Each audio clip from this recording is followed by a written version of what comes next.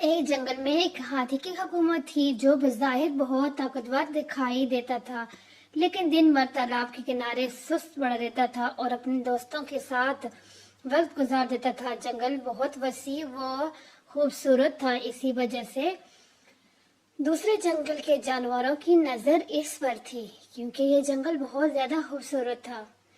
दुश्मन पहले भी एक दफा हमला कर चुके थे, लेकिन शेर के गिरोह ने दुश्मनों को मार भगाया।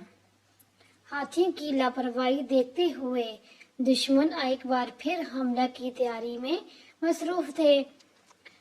हाथी इस बात से बिल्कुल बेखबर थे, लेकिन शेरों को इस बात की खबर जल्द ही हो गई थी, क्योंकि शेर को जंगल का बादशाह कहा जाता है, वो वैसे ही तो नहीं बोला जाता।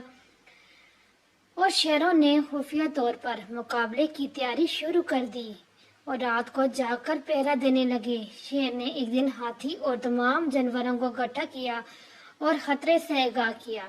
ये बात हाथी को बुरी लगी, लेकिन इसने अपना गुस्सा जब्त कर लिया कि आखिर शेर कहना क्या चाह रहा है। शेर ने कहा कि पड़ोसी जंगल के जानवर किसी भी वक्त हम पर हमला कर सकते हैं। ये सुनकर हाथी जोर से केक लगाने लगे। इनके देखा देखी गीदड़ भी हंसने लगे कि भला हम इतने बड़े और ताकतवर हैं और वो मामूली जानवर भला कैसे हमें नुकसान पहुंचा सकते हैं।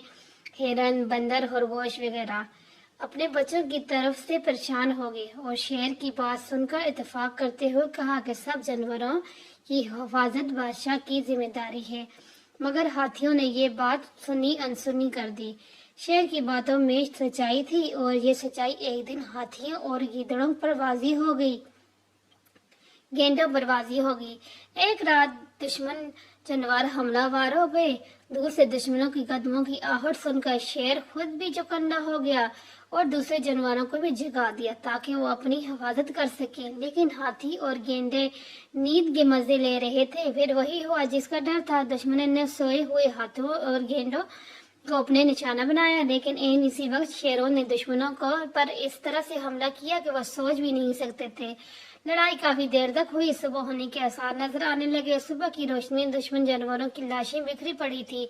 हाथी और गीदड़ों की खासी तादाद हलाक हो गई थी। अब हर तरफ अमन की फजा थी। सब जानवरों के मशवरे से एक अक्लमंद और जहनी शेर को बादशाह के अहदे पर फाइज कर दिया। इस तरह से अब वो सब बादशाह यानी कि शेर की मशवरे से ही चलते थे।